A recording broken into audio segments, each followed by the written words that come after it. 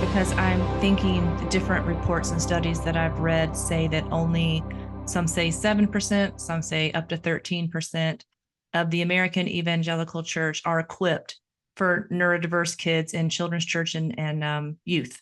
All right. So there's a lot of churches in America. And so, and in that 7 to 13%, it could mean like having a whole special needs program or just being autism aware. So, that's going to be different.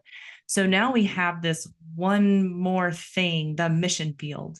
And what's it like then in the mission field? Because in some of the churches you're going to be working with and partnering with, I mean, they don't have children's and youth ministries usually like we have here in the States anyway, plus either special needs accommodations, in another country, plus your parent organization, getting the support that you need, which is different because, again, maybe if I'm the parent organization and I don't know anything, I'm like, well, all these other families are doing it and they're not complaining, like they're getting their stuff done. Maybe you're just not cut out for this. Maybe you just can't get your ducks in a row and you got to figure it out or come home, so the concept of even like the American church understanding autism, ADHD, neurodiversity is one thing, but now the mission organization is a part of the church, but we're talking now in different countries and so being able to supply that support. I brought this topic. I wanted to talk about it with you today because I'm getting more and more emails from missionaries, more and more saying like this podcast is the only thing that we even have that talks about autism, ADHD. I'm trying to, get it to my leader or get it to my parent organization because there's a bunch of different mission organizations out there and everybody, like you said, does it a little bit different, but they can't understand. Like they think it's a label. I think it's an excuse. We're being lazy. And then there's some other things where wives are like, and my ADHD autistic husband sometimes doesn't have common sense. And the organization says like, do not walk down this street or go into this community. It's like, well, the Lord will protect us. And it's like, no, now I know this is like executive function, lack of safety. Like I'm not going to go into that place because that's not safe. What do I do? What's submission in this situation? I'm like, you got to be safe. And the organization said, do not go in that village or that space. Just because your husband said he wants to does not mean at that point, let's appeal to the organization. Yeah. So there's sometimes those things that are going on. There's a lack of the organization helping. Then there's I feel like I'm carrying all the mental load because my spouse can't do all of these things. I've got double the mental load. And sometimes I'm not thinking he's making safe choices, kind of back to the martyrdom. Well, if we die, we die. We're missionaries. I was like, really? But just going to the store to get a Coke that you wanted, is that really going to count as martyrdom for the Lord because you went down a road you shouldn't? I don't think so. Getting Coke for Jesus doesn't seem to be a worthwhile way to die because you just didn't want to go the way you needed to. That was the safest way. So it's kind of getting to where the mental load. I'm going to make an assumption. You're doing a lot of the carrying of the executive function as the homeschool mom and probably doing the administrative stuff. Yep. And they're all things that I'm good at and gifted in. So they were things I naturally took on. And again, before we knew about autism and ADHD in our girls and in our marriage, it just was natural for me to take those things. But you don't know until you really get in it how huge those jobs really are when you add in living overseas and visas and all the extra things that come with that. So I didn't really know what I was signing on to. And then there really was no way to unload that. There's no way to get help when you don't know about executive function. I didn't have words for those things. I didn't know why. And even my girls, they didn't know why. They didn't understand why do other kids, other MKs, they're fine going and doing A, B, and C. Why do I struggle with that? So then they even carried some of, I'm not able to do this. I'm not as good as. It gets really complicated when there's just this mess of things and you don't have words for it. But then as you get words for it, we need to have a place to be able to ask for help because I didn't have a way, I didn't know how to describe how much mental load I was carrying. Yeah, so even some of the wives and moms that I work with here in the States that aren't doing ministry, one mom has joked because she has neurodivergent kids and a neurodivergent spouse. She's like, I am the executive function front lobe for the entire family, and my brain is tired. And I'm Yes. like, I hear you. I am out of one of four, the executive Mm-hmm. function prefrontal lobe for the family at one point in time. And so just that can as much as we love our family and want to serve our family, it is like an extra level of responsibility. And now we're Yep. adding, outside of the United States, different Yep. cares, different supports. I might not be able to get the thing I need till we get back stateside to itinerate. So you're gifted in it. You're probably maybe have the gift of helps, as some would say, or administration. And so it's fitting your skill set. But when do you start kind of feeling the mental load, especially before the diagnosis? We're still kind of undiagnosed. We have a working theory that your spouse is ADHD. You've got a working theory. One of the girls is maybe autistic, which are kind of seeing all this different neurodivergent. When does it really start to take a toll? Because I think it's the undiagnosed and the not knowing and like all Yeah. the extra work. So Yep. when does it really start to take a toll on you? Or does it?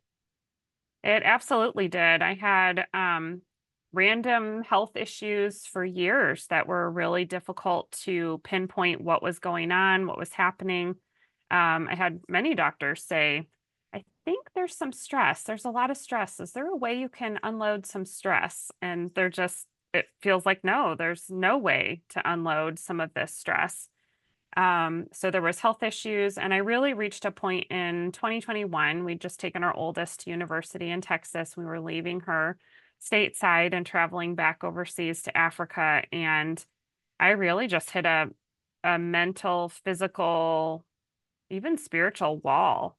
I really knew something had to give, something had to stop, something had to be different, and I just didn't know how to make that happen. And I finally just I had a neurologist in South Africa who had been telling me actually for years that she really thought a lot of the neurological symptoms and chronic fatigue and fibromyalgia type things I was experiencing was stress. And I thought I've tried everything. I'm going to listen to what she says. And so I started on some medications, started counseling, started learning and reading, and it was really through all of that that led me to your podcast and learning about autism and marriage. And my counselor had even mentioned it. Have you thought about autism? I was like, well, yeah, I've thought about it in my girls. I've never really thought about it in my husband. We have ADHD. But then learning about the whole spectrum and realizing, wait a second, a lot of these things all kind of tie together and just realizing the impact that that had on me. And it's been 3 or 4 years of really unraveling um, what is really mine to do? What is really my responsibility? Um, how can I steward my time and my brain space and my mental health in better ways so that I am here to care and take care of my girls and meet the needs of my family and be healthy while I do it. And it's been a slow process of learning boundaries and even learning to just say no, to just stop all the over functioning and all the over everything that I was doing, and finding answers for why I was even needing to over function in my family. And that's where the vocabulary, learning about executive function, the vocabulary that I've learned, the labels that we found are a gift. It's not a bad thing to label our kids or label our spouse or get these diagnoses because they're the reason why we're hurting and we're suffering. And we do need specific help. And really, the only way to do that is to dig in and get some answers, talk to people, talk to experts, talk to coaches and counselors and people who are aware of autism and ADHD and the impact it can have on a family. And that's been life changing for me. I've been able to heal and set good boundaries, and my girls are equipped and they have the vocabulary at a young age to be able to advocate for themselves. They understand why they struggle now. It's just been a real gift to our family to have some answers to why we were navigating things, why things were so hard, and being able to just put a name on that. You made so many points I want to kind of come back to. First is neither Jenilee and I are, talking about like, oh, having autistic kids means you're going to have autoimmune disease. What we Nope. are saying is when it's undiagnosed and unsupported, when you Yeah. don't know, you're working kind of harder, not smarter, you don't have the proper tools, advocacy, the people in your family don't have the tools and advocacy, and kind of the responsibility is falling to one person. That's the issue. So that's why early diagnosis and early intervention is so important. Not like your girls, I mean, they got it later in life as teens, but they are going into adulthood, with a vocabulary, knowing about their identity and knowing how to advocate. So definitely still important for them. And we know girls get diagnosed later because we socialize girls different. Another kind of point that I heard was a lot of during COVID is when there was another spike of autism diagnosis. And it's not because COVID caused it, it's because when everybody was at home and everybody was in each other's business, and then the stress, of COVID and everybody being in the same place, people saw things they weren't seeing before. And so kind of maybe when things are a little bit more quote normal when you live at home in the States, and then it kind of got exacerbated with all of those transitions that happen. And like Yep. now we're seeing all these things that happen. And we definitely just saw this. I'm kind of going through the pandemic of because you didn't know what you didn't know until you didn't have that 5 or 6 hour break from each other So true. every Yep. once in a while, or 7 to 8 at work. And then another thing about the level of your stress, I was watching some itineration videos because missionaries make reels. So I was kind of watching your reel. Actually, I saw your reel at my church one time about, I think it was healthy pastor of healthy churches, and kind of listening to some of the sermons that your husband did. But what really caught my eye is there was a sermon that you weren't able to be there, and the person opening up in prayer was praying for your health and saying that apparently at that time your health was in such poor condition, they were looking at maybe it was MS or Yep. something that severe. Like that's how far down your health and your mental capacity has gone, that they were seriously looking at MS Yep. as the possibility. Yep. That is true. Yeah. For about 10 years, I've had MS like symptoms. And it's really scary to have repeated MRIs and even to have them see spots on your brain that they're not exactly sure why that's there because you don't have the full picture of MS. Um, Being in that unknown zone, I'm sick, but yet we're not finding anything, is a really scary place to be. But there's this constant thing from your doctor saying there's probably stress. You've got to let things go. Something's got to give, but there's Yep. really high stress. Okay, so I think the girls get diagnosed first. I think according to your husband's testimony that I heard, the girls get diagnosed and then he gets diagnosed. Is Yep. that the right? Okay. Yep. Yep. Yeah. Annalise was taking a college class, a psychology class, and she was reading a chapter about autism. And she came out of her room and she said, "Mom, I have autism." And I said, "Well, I've kind of always thought so. I mean, that's what we've talked about numerous times over the years. And if you want to go for like the full diagnosis, we'll find someone." So the occupational therapist that my girls were seeing, which they were working on things like being able to touch sand, and we were living in the desert. So it was like, wow, I had no idea how much their experience in Africa had impacted them until they're in occupational therapy, and the occupational therapist is like, "Do you realize the sensory issues your girls have?" And so she recommended that my youngest, Abby, also go through the diagnostic process. And then it was in that process, the psychologist, she's like, you don't have autism. I think I need to see your husband. And so I told Jeremy, and he's like, yeah. So he came in and talked to her, and he went through the diagnostic process, actually with our daughter, Abby, because they have the autism ADHD kind of blend that's fairly similar.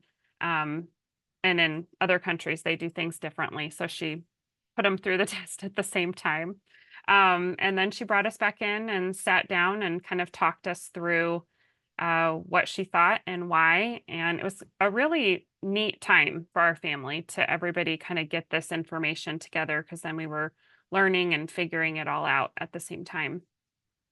So it seems like as a mom, for the things you need to do for schooling and then, helping things get in order for advocacy and all of that. Okay.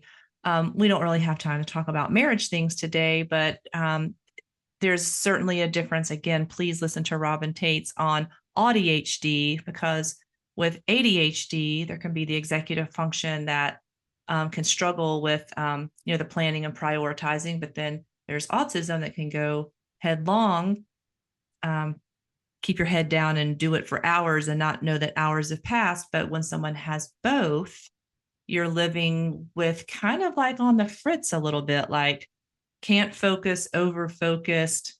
Where's my focus? I can't, I won't, as an adult.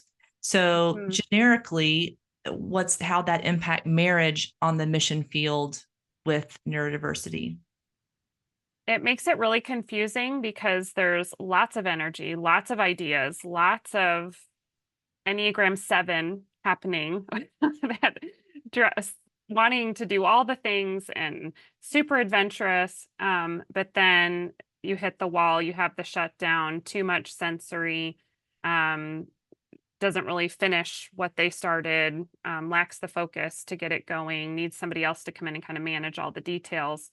And when you're talking about big projects and big things overseas, or you're working on a team, you're working with other people, and things have to happen, it can be really noticeable, but yet it also can be really hard to pin down because they're full of ideas and energy and excited and happy to be with people. And it's just an interesting blend.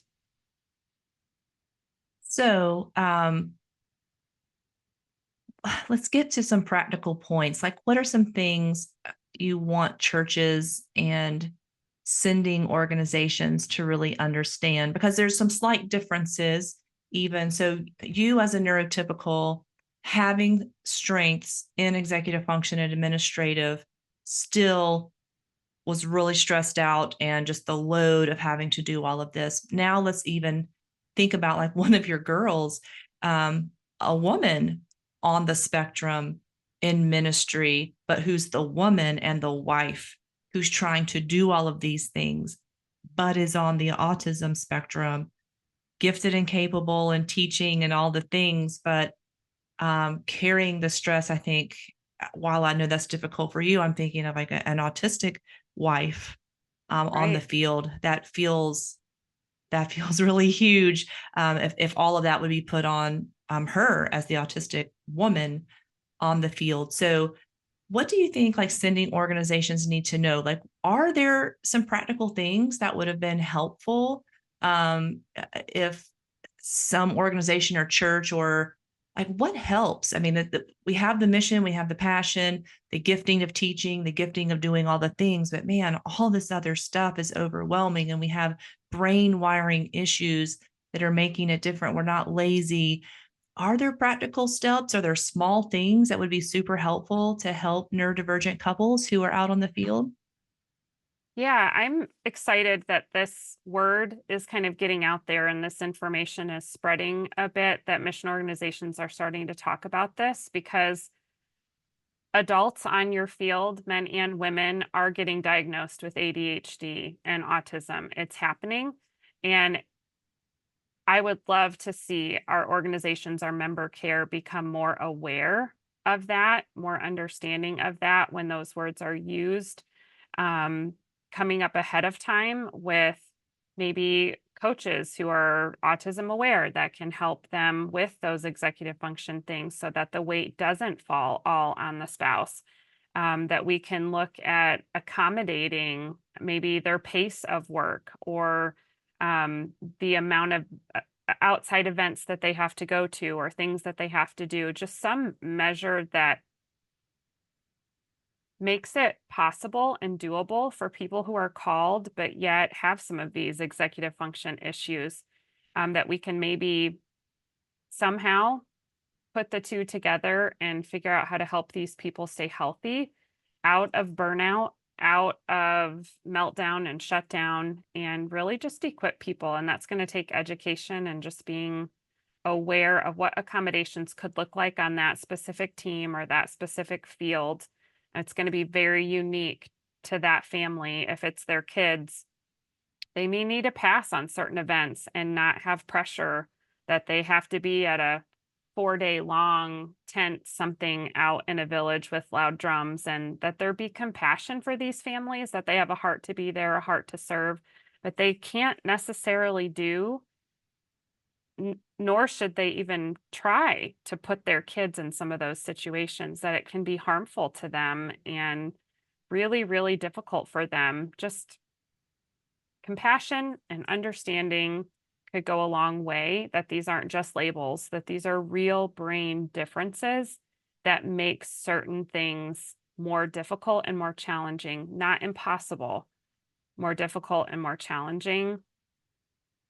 That on both sides, the mission side, the church side, and there's a lot of weight just on the missionary, that they are the ones that need to get that help. They are the ones need to seek out accommodations and coaches and counseling and the kinds of therapies that they need to be okay. It's not just all on the mission. There's a lot on the missionary to make sure that their marriage is balanced, that if they're single, that they have supports that they need so that they don't hit burnout. So many things here. So neurodiversity does not disqualify someone from ministry or the mission, but there might need different supports and accommodations to get there. When you Yep. have kids that are ADHD and on the spectrum, this is not a suck it up buttercup moment. This is not a discipline or punishment issue. I mean, if the drums are really painful and the sand is really icky, there's got to be some accommodations there, and sending them away to boarding school or keeping them stateside, not letting them be with their families. I'm already going to throw that out, that those are bad solutions. So don't even put that in your solution data set there. Yep. It's how do we accommodate? So autism awareness, neurodiversity awareness, preparedness, having coaches or marriage coaches that are available throughout the person's stay. And then if you really want to understand just neurodiverse marriage, I have to plug my book a little bit, Uniquely Us, Yes. Gracefully Navigating the Maze of a Neurodiverse Marriage. If you are in ministry or mission or a marriage helper, and you want to understand autism, faith, and marriage, because you don't have a clue even what we've been talking about today. You're like, okay, I get the mission vibe here, but I still don't understand, why neurodiversity in marriage and family might be a little more challenging. Please get the book when it comes out. That would be step one. And maybe that could inform you on how you could better support those in even church side ministry or the mission field. Because the CDC just released that there are diagnosed 5.4 million adults in America who are on the autism spectrum. So if you're thinking, it's not a big deal, 5.4 million people is a lot of people. And we know through the 2019 JAMA study is an 80% hereditary factor. So when we find it in a marriage or in a child, we can start looking up someone's family tree. And that was kind of in your husband's testimony as he was talking about his family tree, maybe some undiagnosed, unsuspected things in his family of origin that kind of led to, some of the things that he was testifying that day. But understanding its family is systemic, it's not spiritual. You don't pray it away, you don't discipline it away, you don't train up a child it away. You support, you come alongside, and we need more than prayer, y'all. Prayer is good. Prayer is good. Please pray for your missionaries, but we need more than prayer support for our families that are we need practical support, support. Absolutely. So I want you to have a minute or two to talk about some of the groups that you offer and some of the specific niches that you coach in as we're kind of rounding up our talk today. I know one of the groups that you've done is specifically for wives and moms who have autism in the family and are somehow involved in ministry. Talk a little bit about that group. Yeah, I have that group for just women who have some kind of spectrum impact, either themselves or their kids in their marriage, just as a way to build some community and talk about the impact that that can have and the stress that that comes with. And a lot of times there is health issues at play. There is a lot of times my story is their story, and it's just getting together and being able to talk through that and point them to resources that they've used, just building that community and that network. I do a discernment group for wives, and I can do this one-on-one, or I offer it in a group setting sometimes, and we go through different books that talk about boundaries and um, healing and working through relationship dynamics, using a lot of your podcasts, Leslie Vernick, um, Henry Cloud, books on boundaries and changes that heal, different things that just resource women as they're trying to figure out what's happening in my marriage, and could autism be a part of it? Could help understanding autism and how it impacts marriage, or ADHD, how can I apply that? Is that in my story? And what can I do? What kind of help can I get? And then one-on-one coaching. I meet with quite a few women all over the world right now that are maybe moving, or they have kids on the spectrum, and they're trying to figure out the challenges that I've just talked about. How do I have them sit in church? And how do we do this? How do we make this happen? What do I do for school? And how do I find resources? And then just women that are hitting that burnout. They're tired. They're maybe have young adults on the spectrum, and trying to figure out, how do I have boundaries and work through the stress that my body's going through, while still helping my young adult learn how to adult on their own with autism. So just any pieces of that people can bring into coaching, and we can talk about it and make a plan and figure out what are next steps. What are the next steps? Right. And we didn't get into the story, but you also did stateside ministry to church Hmm. ministry Yep. before going to the mission. All right, let's end with your website then. Where do they find you? You can find me at Jenilee, Jenilee, Rachel.com, or JenileeRachel on really any of the platforms. And send me an email and let's connect. All right. Thank you so much for being here today. And I'd like to remind our listeners that there is hope for your future, and you're not alone on your journey. And that's what coaches are here to help you do, not be Yep. alone on your journey.